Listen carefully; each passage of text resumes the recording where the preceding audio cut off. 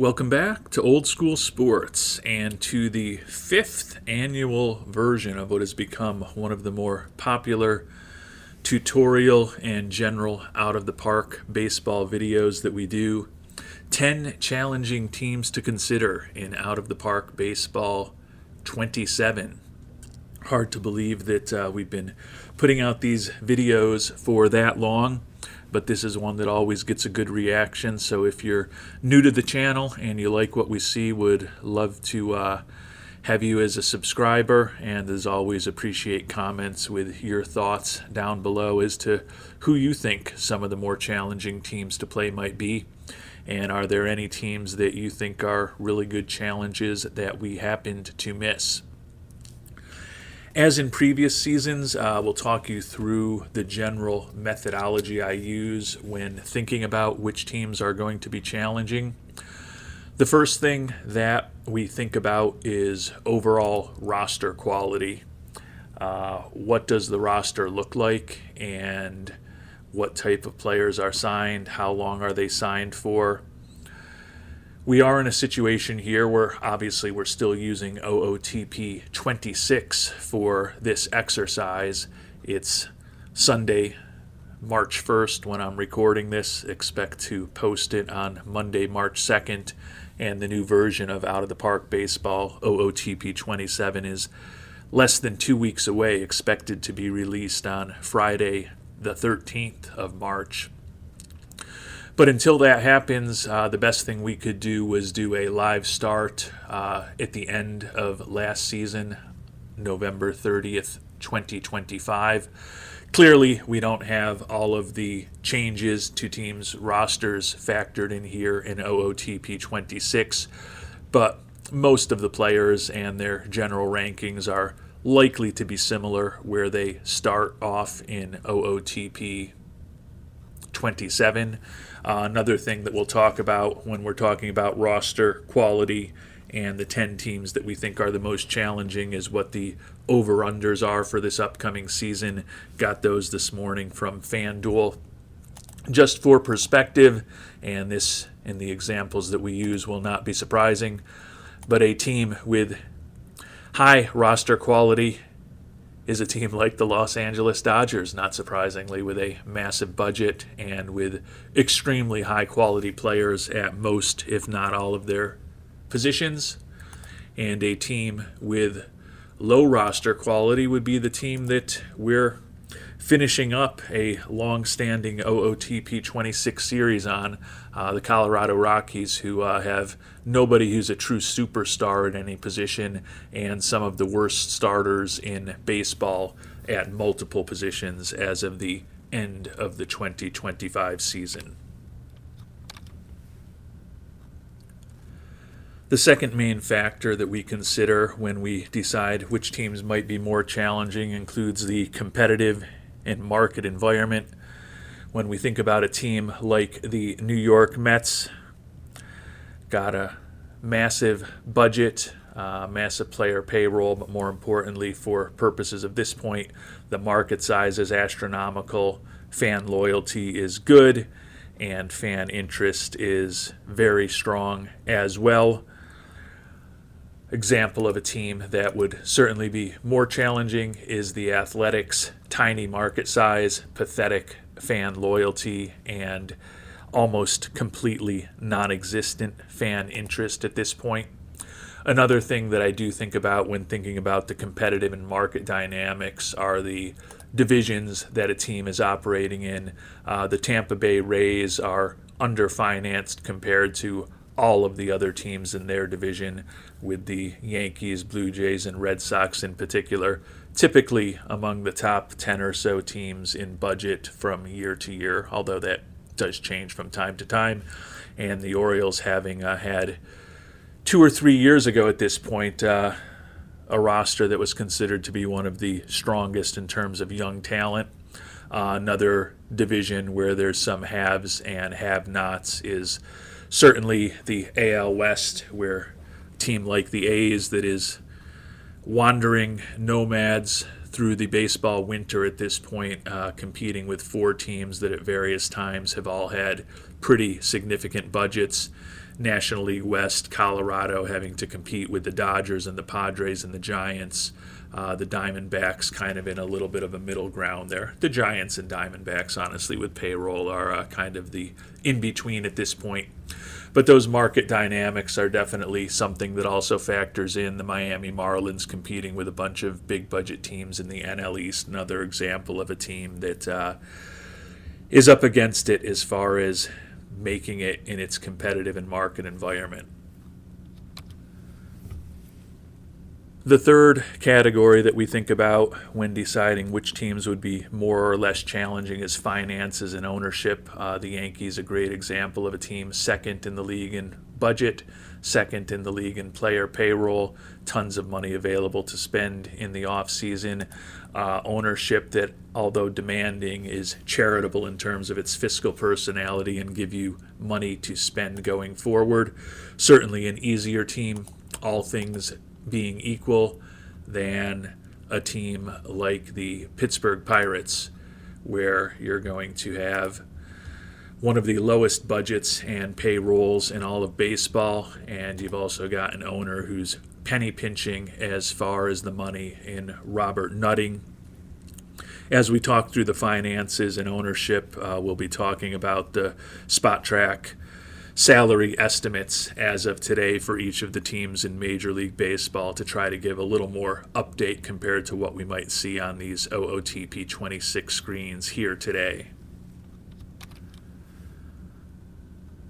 The fourth thing we think about when deciding which teams are going to be potentially more interesting and challenging to play is, are the contracts that are on the books good or bad?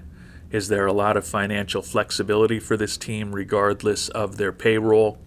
As we talk through this in our effort to not just have it be our total opinions, we'll be discussing the ESPN offseason grades for each teams and what they've done to bolster their rosters.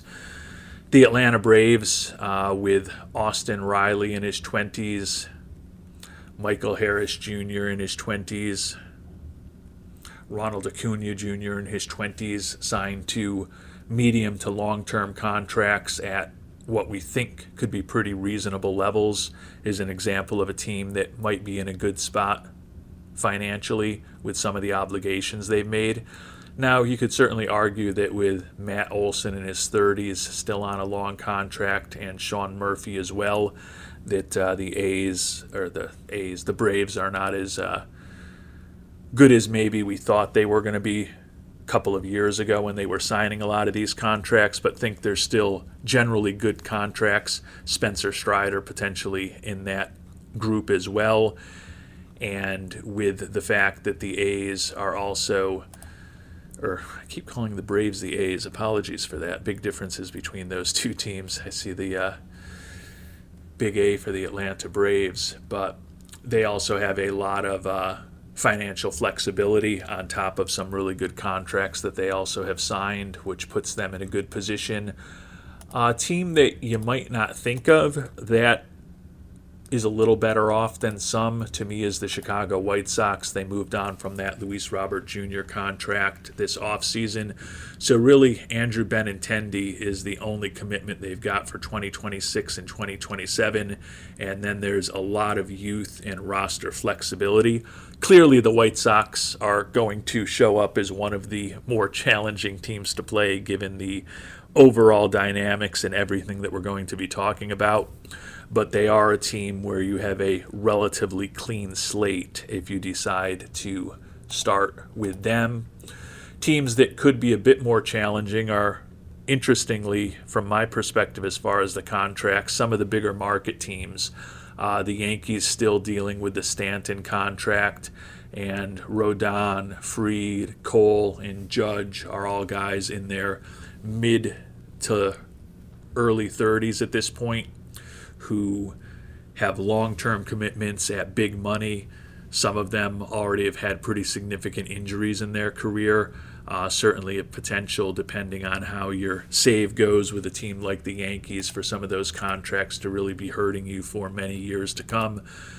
San Diego Padres, with some of the contracts that they have signed, Yu Darvish going until 2028 is probably not ideal. A few of these other contracts aren't great either. And even the San Francisco Giants, with some of the longer-term commitments that they've made, have put themselves in a situation where if you play with these teams, although you're going to have really good financial resources, your flexibility could be a bit limited for the foreseeable future. And if you have a couple of unfortunate injuries and or people who get old early in terms of their ratings dropping off, could definitely make the third to seventh years of your save a little more interesting than you might anticipate. And the fifth and final category that we consider when thinking about which teams are going to be more challenging is, what does their minor league system look like? Is there some good talent on the way? Again, these ratings are all as of November of last year in the previous version of the game. I would expect them to be different and updated when the new version comes out.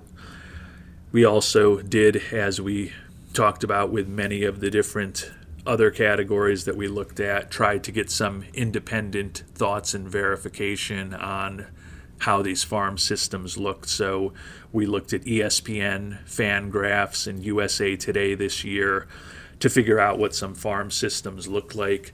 The Cleveland Guardians, although their budget is going to be very bare bones this year, have the 12th ranked farm system as of the end of last year in OOTP, and one of the premier farm systems in baseball. If you follow the experts, ESPN had them second, Fangraphs had them fifth, and USA Today had them sixth. So all else being equal, that helps them.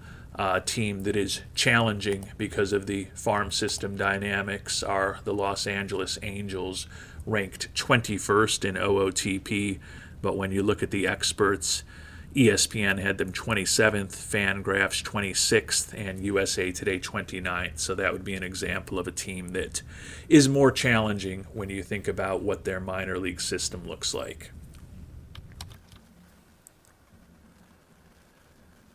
And those five criteria that I mentioned, roster quality, the competitive and market environment, finances and ownership, contracts, and the minor league system, are the criteria that we've been using over the last several years when we've made these videos. If there's other things that you think we should think about, or that you think about when you're analyzing which teams will be more and less challenging in out-of-the-park baseball, would love to hear that in the comments section down below.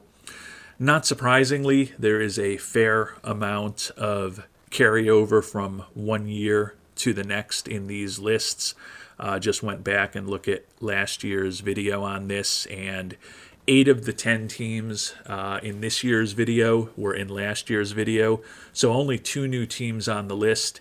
At the end of the video, I'll also talk about some of the also-rans and teams that just missed making the top 10 list that could still present a pretty good challenge for you in Out-of-the-Park Baseball 27. And as we do every year, we're not going to go from the best to the worst or from the worst to the best. We're not going to go in order by division. We're not going to go in alphabetical order. We're going to bounce around among the 10 teams that we think could be the most challenging to consider this year in OOTP 27. And first on the list, not surprisingly, is the team that we've now done 200 episodes with in Out of the Park Baseball 26, and that is the 43-119 Colorado Rockies, who had one of the brutal seasons in all of baseball history this past year. The roster is not good. The over-under for the Rockies this upcoming season is 55.5, the lowest in all of baseball.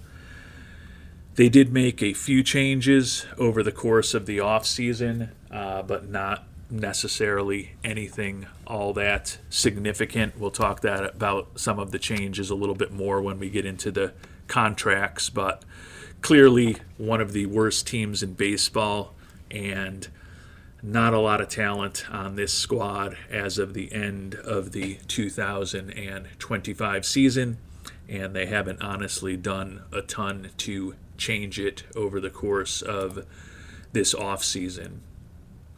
Getting into the competitive and market environment, market size average, fan loyalty is pathetic, fan interest only a 39, and as we touched upon a few moments ago, the Rockies also have the misfortune of paying in a division where the Dodgers, Padres, and even the Giants and the Diamondbacks are coming in with payrolls significantly larger than the Rockies will be here in 2026. Another thing to consider with the Colorado Rockies, the budget 27th and payroll 19th as of the end of 2025. Right now, SpotTrack has their 2026 payroll at number 25, so things really have not gotten any better for them. The ownership situation, not great, demanding in terms of Monfort's patience, controlling in terms of his fiscal personality, so the purse strings will be relatively tight, and he's going to have high expectations as far as you executing on what he wants. Moving on to the fourth category, the contracts. Generally not great with the Rockies. Chris Bryant, Kyle Freeland, and Antonio Senzatella are all, in my opinion, overpaid for what they are today. As we saw in the sim we did in OOTP 26, however, the Ezequiel Tovar contract has the ability to become a pretty interesting asset for you down the line, depending on how he performs. The Colorado Rockies this offseason got a grade of C- from ESPN. Jose Quintana, Willie Castro, Michael Lorenzen, Jake McCarthy among the key additions, but Herman Marquez, Kyle Farmer, Michael Toglia, and Thairo Estrada among some of the key departures, all being equal. Don't think that they made huge strides forwards or backwards in what they did this offseason. And as I noted, this is a team that won in the 40s, expected to win in the mid-50s. So not a ton to love with these Rockies. The minor league system, at least according to Out of the Park Baseball, ranked 10th at the end of last year to get into our fifth category. When you look at the experts, not quite as rosy a situation, though. ESPN has them ranked 28th, Fangraphs 24th, and USA Today 23rd for the Colorado Rockies minor league system here at the beginning of 2026. So I think you can certainly say without any debate that the Rockies will once again be one of the 10 most challenging teams to consider playing in Out of the Park Baseball 27. A second team that I think will be challenging to consider here in Out of the Park Baseball 27 is the Tampa Bay Rays. A bit of a mixed bag as far as the roster, some very highly regarded players, but some also positions where they have among the worst situations in all of baseball. The over-under for this upcoming season for Tampa Bay is 76.5, so they're expected to certainly be competitive once again, but on the outside of the playoffs looking in when all is said and done. Challenging dynamics, small market size, and poor fan loyalty, despite fan interest that is actually pretty good. When we think about the Tampa Bay Rays, a somewhat similar situation to what we talked about with the Rockies, and we touched upon this earlier as well. The Rays are also in a division with three of the biggest spending teams in baseball, or at least three teams that, when they want to, have the capability to spend as much as just about anyone in baseball except for the Dodgers, and the Baltimore Orioles, who still have some talent as well, despite the fact that they're coming off of a disappointing season. So the dynamics for the Tampa Bay Rays are certainly challenging. Financials, 23rd in budget, 26th in player payroll. If we look at the latest numbers from Spot Track, they're 26th in terms of their 2026 budget. So the same neighborhood that they were as far as OOTP was concerned at the end of last season. Ownership, Stu Sternberg, demanding in terms of his patience, controlling in terms of his fiscal personality. This is not a particularly unique profile to see here, but it still is certainly not the easiest to play with. Moving on to the contract situation, not a ton of long-term commitments for the Tampa Bay Rays, which is the positive thing, and there are some decent young players who are arbitration eligible that you could consider building around for the long term, so that's positive. They also had a decent off-season, at least according to the folks at ESPN, who gave them a B grade for their off-season moves. Some key additions: Nick Martinez, Gavin Lux, Cedric Mullins, Jake Fraley, Steven Matz. Some key departures, though, include Brandon Lowe, Shane Baz, Pete Fairbanks, Mason Montgomery, and Jake Mangum. So when all is said and done, ESPN thinks they had a decent offseason, and you don't have a lot of long-term commitments here, so that should help you. The issue is that the teams that you're going to be competing against have a lot more resources than you do generally. Last but not least, the minor league system. OOTP had them ranked 18th as of the end of last year. The experts are a little more constructive on Tampa Bay. Both Fangraphs and USA Today ranked their minor league system number 8 in baseball, and ESPN had them at number 12 overall. So certainly some prospects there who you think could be good. You can see 3 top 100 prospects and 1 who just missed among the Rays as far as the end of last year. So there is some talent on the way, but given those competitive dynamics in the AL East, the Tampa Bay Rays are always going to be a challenging team to consider.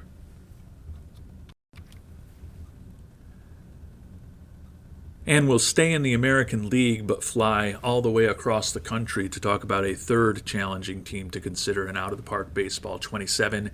And those are your Los Angeles Angels, coming off a 72-90 season. When you think about the roster, they've got Mike Trout. Arguably, that's it. When you think about this year, they have a 70.5 over-under at FanDuel right now. So there's certainly questions about the quality of a team that won 72 games a year ago and is expected to be a little bit worse this upcoming season. Turning to the competitive and market environment, it's a very big market. Average fan loyalty, fan interest in the average-ish area as well. So that's not a horrible situation. Moving on, though, to finances, 12th in budget, 12th in player payroll. When you look at your 2026 prospective payroll, they've dipped to 18th as of right now, so that's not necessarily a positive thing. Ownership, decent. Artie Moreno will spend money with his charitable budget, demanding in terms of his patience, however.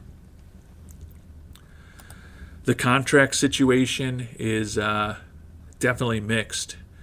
We're at the end of Rendon, which is positive. Kikuchi is tolerable.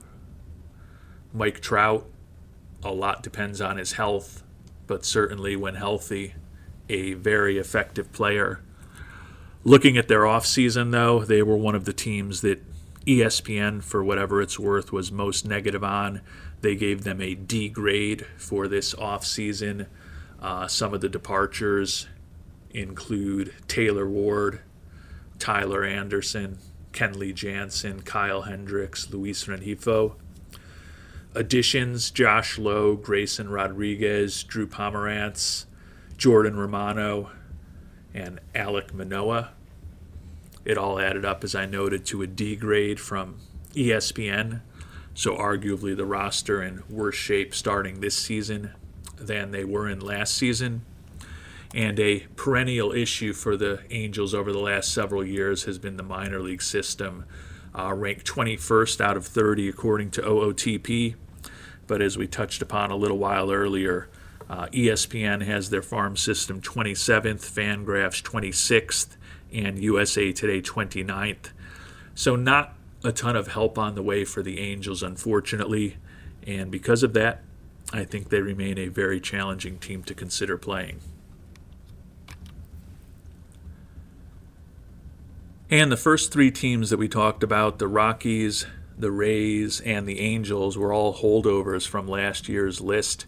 This is a new entrant for us onto the top 10 challenging teams to consider playing in out-of-the-park baseball 27, and this is a proud franchise that has fallen on difficult times. We're, of course, talking about the St. Louis Cardinals, a couple of very strong player rankings, and then a lot of guys who rank very poorly in terms of how OOTP thinks about them compared to their competitors from other teams at the same positions.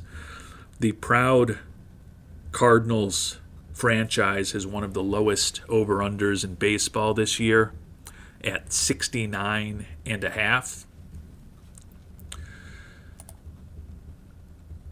Competitive market environment is actually reasonably favorable. Still a very big market size, still great fan loyalty, high fan interest. And when you think about the division that the Cardinals play in the National League Central, outside of the Chicago Cubs, they should have as many, if not significantly more resources than just about all of the teams that they're competing with. But unfortunately, the roster itself is just not that good right now. Finances, 13th in budget and 22nd in payroll.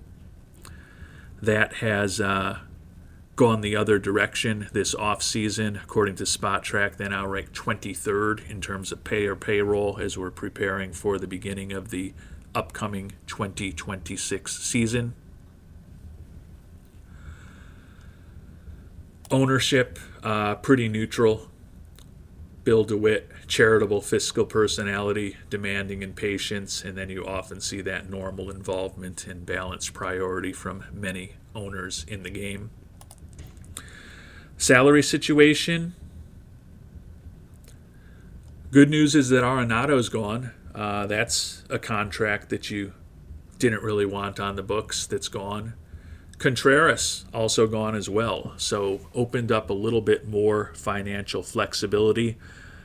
Some other key departures, Sonny Gray and Brendan Donovan. Additions, Dustin May, Ryan Stanek, Hunter Dobbins. Tried to do a lot as far as pitchers and relievers. Not necessarily a lot of help coming in terms of the everyday lineup for the Cardinals. They did still, however, get a B+ grade from ESPN as far as their off-season grade, so there's reason to be mildly optimistic. Minor league system, according to OOTP, third as of the end of 2025. The experts are all over the place. Fangraphs has the Cardinals minor league system rated second. ESPN has it rated 9th. But USA Today puts it all the way back at 20th. So if you believe the most optimistic experts, there could be some help on the way for these Cardinals. If you take the more pessimistic view that USA Today has out there, you've got a payroll that continues to shrink, you've got a mediocre farm system, and you've got a roster that at the major league level right now doesn't have a lot of talent on it. Which is why, perhaps somewhat surprisingly, I think that the Cardinals are a sneaky, challenging team to consider here in 2026. We'll head several hours north on the interstate from St. Louis to our next team, back to the American League, for the Chicago White Sox. Have been one of the weaker teams in baseball over the past several years, and they once again are on this list of challenging themes to consider for OOTP 27. We almost went with the White Sox as our team in OOTP 26, but as we've talked about, picked the Rockies instead. The White Sox, the roster quality is pretty rough. Not a lot of big-time players.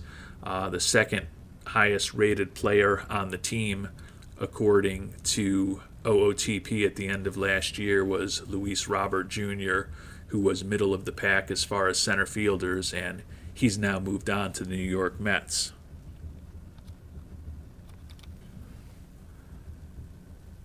And the over-under for the White Sox this year is 67.5. Now, given that they won 61 games in 2023, 41 in 2024, and 60 last year, they're actually on a positive trend in terms of where their over-under is, but certainly not one of the premier rosters in baseball, although they still benefit from that large market size in Chicago, above average for the game itself. They've got below average fan loyalty and one of the lowest fan interest metrics in the game. Positively for them, they do play in a division that outside of the Detroit Tigers, I don't know that anyone is really trying all that hard to win that division this year. It doesn't mean the Tigers are going to win it. Certainly you can make a case for Cleveland. I think you can make a case for Kansas City. I think when you start thinking about the Twins and the White Sox, the case gets a little more difficult. But overall, I'd say they're in one of the easier divisions in baseball, which makes their futility, I'm sure, even more frustrating to fans of the White Sox. Finances, 27th in player payroll as of the end of last year. If you look at the current numbers for this upcoming season, they're actually 28th, so not spending a lot of money. Contract situation, as we noted, they did get rid of the Luis Robert Jr. contract. Benintendi still on the books, so a lot of financial flexibility as of the end of last year. They did make a number of moves in the offseason, brought on Luis Angel Acuna, Austin Hayes, Sir Anthony Dominguez, Munetaka Murakami, among others. Not a lot of key departures. Mike Tuchman, outside of Luis Robert Jr., is kind of the big one. ESPN gave them a C rating as far as their off-season grades. Arguably the roster a little better than it was at the end of last season, but certainly doesn't stand out as one of the better rosters in baseball. Player development, OOTP had them at 8th in terms of their farm system. The experts aren't quite as positive.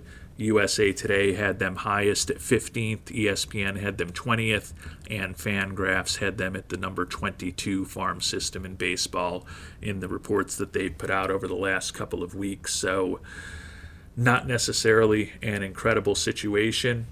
We'll note, though, that Noah Schultz listed as one of the top prospects in baseball, and if you've been following our Colorado Rockies series over the last 10 months or so, Schultz is someone who we made a big free agent offer to when he was a free agent after he had had a great start to his career in Colorado and Chicago, and then he had a really nice run with us in Colorado before we eventually moved on from him after 6 or 7 seasons.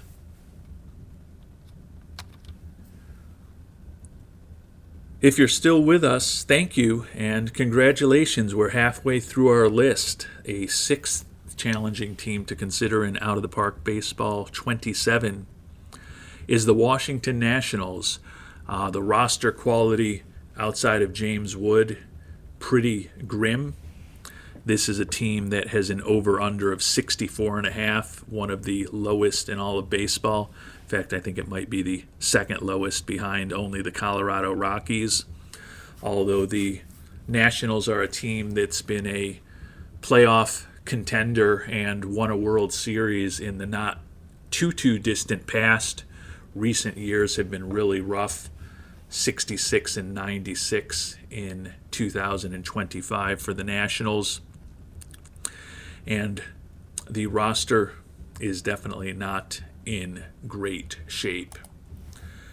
Market size average, fan loyalty average, although fan interest down to 35, driven by the poor performance in recent years, and the Nationals are in a challenging divisional environment at this point, with the Mets, the Braves, and the Phillies being three very well-financed organizations that have the ability to be among the top spending teams in baseball.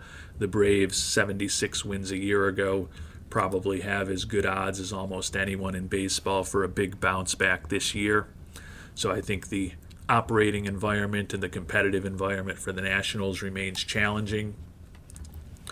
Can see one of the lowest budgets in baseball as of the end of last year. They rank 27th right now, according to Spot Track, as we prepare for the 2026 season to get underway. So still a challenging situation there.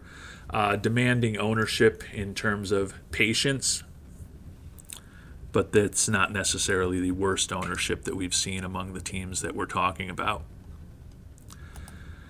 Contract situation, that Keibert Ruiz contract is going to be something that you're dealing with for the first several years of a playthrough. It's not huge money, but Ruiz, at least according to OOTP, is not a big-time player, and given that at age 27 he's probably right around his peak right now, you could certainly argue that that contract is going to get worse and worse as things move on. Fortunately, other than that, there's not a ton of significant long-term commitments. A lot of guys making the minimum and heading into their arbitration years. The issue, as we talked about, though, is that as this season begins, you've got the number 27 payroll in all of baseball. When you think about what they did over the offseason, the Nationals got a C grade from ESPN. Mackenzie Gore is gone. Big additions include Harry Ford, Foster Griffin, Devin Fitzgerald, among others. So not necessarily anything that's going to move the needle all that much, at least in my opinion. Player development ranked 30th out of 30, according to OOTP at the end of last year. The experts kind of view Washington as a middle-of-the-pack minor league system. ESPN has them 14th, Fangraphs has them 16th, and USA Today has them 19th. But when you add it all up, I think the Nationals are still definitely a challenging team to consider playing. And no list of challenging teams to consider playing in out-of-the-park baseball would be complete without the Athletics.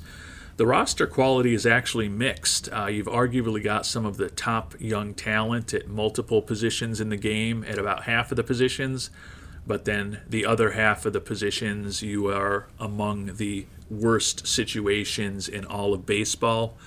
Last year, that added up to 76 wins for the Athletics. This year, their over-under is basically right there right now at 75.5. Probably the worst competitive and market environment of any team as they transition from Oakland to hopefully Las Vegas over the next few years. Tiny market size, pathetic fan loyalty, and absolutely abysmal fan interest for the A's. Think about their divisional dynamics, and they are not great either, although we are in a situation now where the Angels, as we talked about, are a team that's also in a challenging position.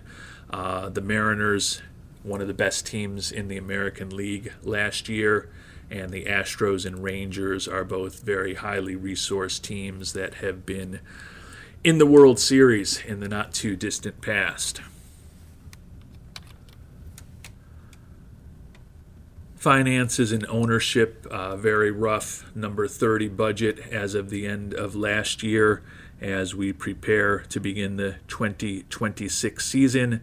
The A's allegedly are 26th. We'll see how that goes over the course of the season.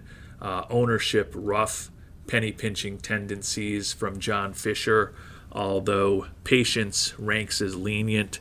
Probably not going to fire anybody or make any big moves until they get to Las Vegas, just trying to keep expenses as low as possible for the foreseeable future.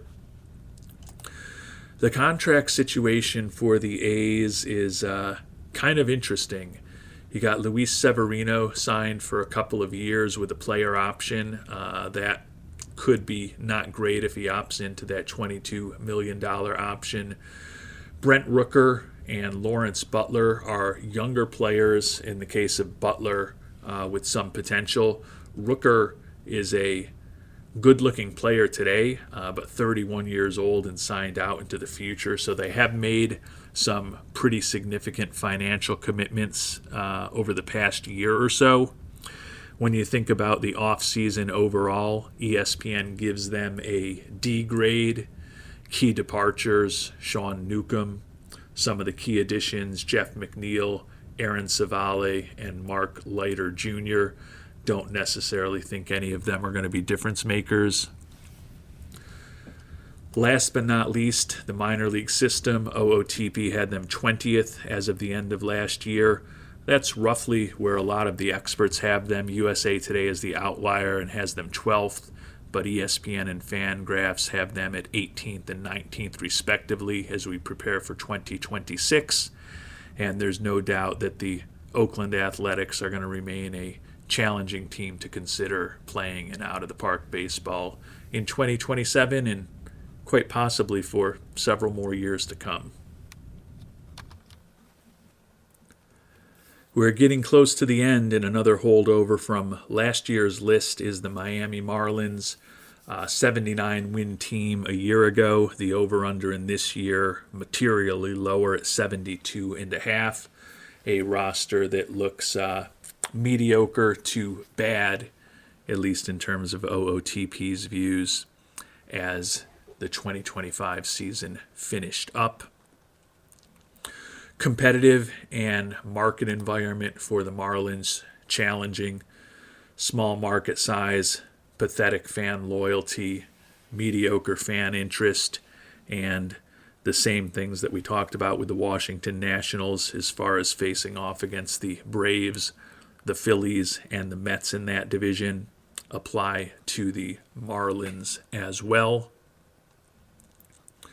Finances, 25th in budget and 30th in player payroll as of the end of last year.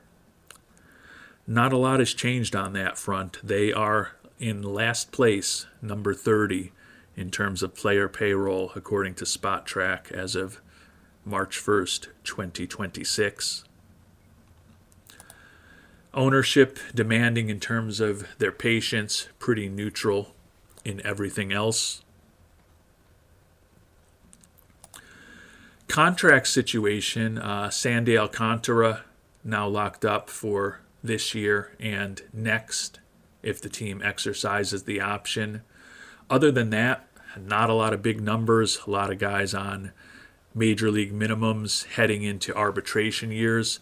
So to the extent you wanted to perhaps trade away Alcantara, if you could, you've got a relatively clean slate to start rebuilding the Marlins.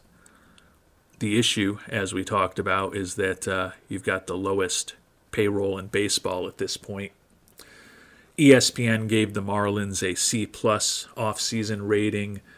Key additions including Pete Fairbanks, Christopher Morrell, Owen Casey. Some key departures, Edward Cabrera, Ryan Weathers, among them. Last but not least, the minor league system. OOTP had them at 24th. The experts, as we begin 2026, are a little more positive. Both ESPN and Fangraphs had the Marlins at 10th overall. USA Today had them middle of the pack at number 16. But regardless, when you look at the roster, when you look at the payroll, when you look at the division, there's no question that the Miami Marlins remain a challenging team to play in out-of-the-park baseball.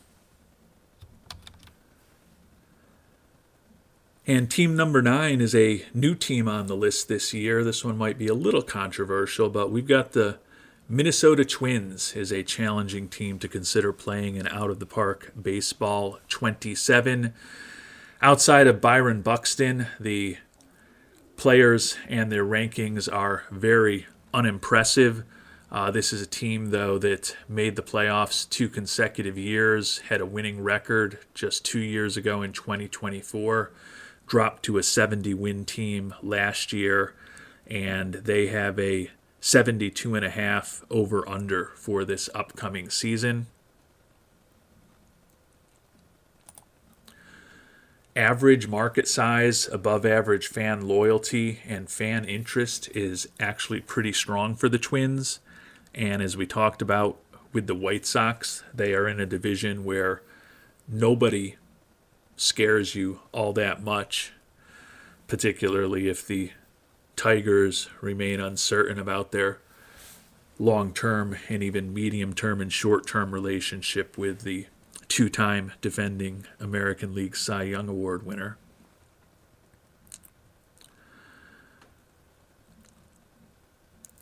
Salary situation is not great. 21st in player payroll as of the end of last year. That now stands at 24th as we begin and prepare for the 2026 season, at least according to SpotTrack. Ownership controlling in terms of the finances, which can always make things a bit more challenging. Contract situation, Pablo Lopez and Byron Buxton being locked up for the next few years is positive. Other than that, you do have a lot of flexibility. The issue, as we just talked about, though, is you're dealing with one of the smaller budgets and payrolls in all of baseball for this upcoming season. And according to ESPN, Minnesota had the worst offseason of any team in the major leagues, the only F grade that they gave to anybody. Key additions were considered to be Josh Bell and Victor Caratini, and that was about it. They noted that their payroll is down around $50 million from where it was in 2024. There is potentially a little bit of hope, though, if you're willing to suffer through a couple of bad years and embrace the rebuild. Minor league system ranks second according to OOTP, and the more recent ratings are also pretty strong. USA Today had them 7th, ESPN 8th, and Fangraphs number 12. So an above-average minor league system, according to everybody, that you can start building around. But there may be a couple of lean years ahead, and I think a big question with the Twins, if you do take them over and you agree that there's a couple of lean years ahead, will Lopez and Buxton be part of the turnaround, or do you want to trade them in the next months or a year or two for some resources and try to accelerate your rebuild and perhaps think about being a real contender at the turn of the next decade, perhaps? And last but not least on our team of 10 challenging teams to consider in out-of-the-park baseball 27, and I think you all could probably have figured out this one was coming if you've been checking names off the list, the Pittsburgh Pirates. Taking a look at your roster quality, you've got Paul Skeens and not a lot else. The over-under is 78.5, so the team is expected to be materially improved from a year ago, and the NL Central doesn't look to be one of the most competitive divisions in baseball, so you do have that going for you. But the competitive and market environment remains challenging. Below average market size, pathetic fan loyalty, average-ish fan interest. ranked 29th and 28th in terms of budget and player payroll as of the end of last season. Current numbers have the Pirates actually as the number 22 payroll in baseball right now, so that's a decent step in the right direction. But your ownership is still the penny-pinching Robert Nutting, which, as long as the 62-year-old is in charge of your Pirates, is going to be a bit of a thorn in your side in terms of building a sustainable competitive team and having the resources to truly be a contender in the free agent market. Salary situation, you've got Mitch Keller signed. You've got Brian Reynolds signed. I don't love either of those contracts. I think overall those are negatives given your limited financial resources. But if you can get out of those two contracts, it is a situation where you've got a relatively clean slate going forward.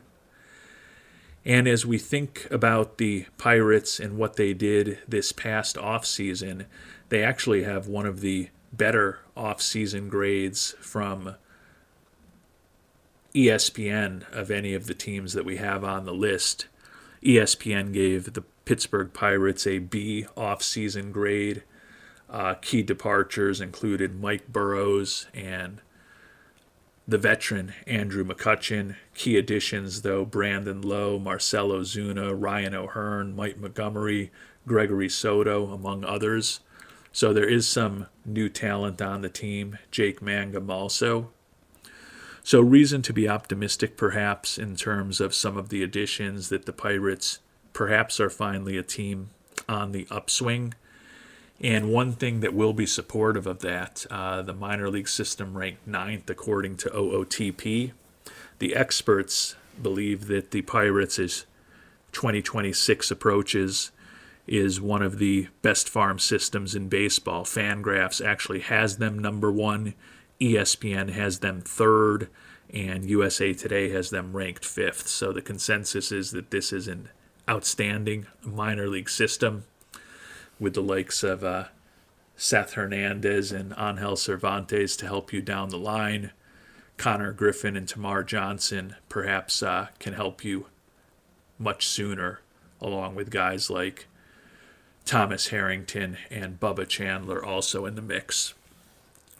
So although the Pirates are always going to be considered for the list of challenging teams while you've got the penny-pitching Robert Nutting in charge, there are some reasons to think that you could have some success if you have some patience, develop the farm system players, and ultimately either convince Nutting to give you a little more money every year, or perhaps hope for the virtual Grim Reaper to come and give you some new ownership.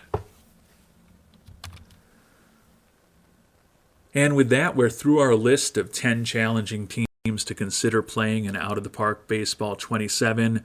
We'll recap those 10 teams quickly now, and then I'll talk about a couple of others that almost made the list.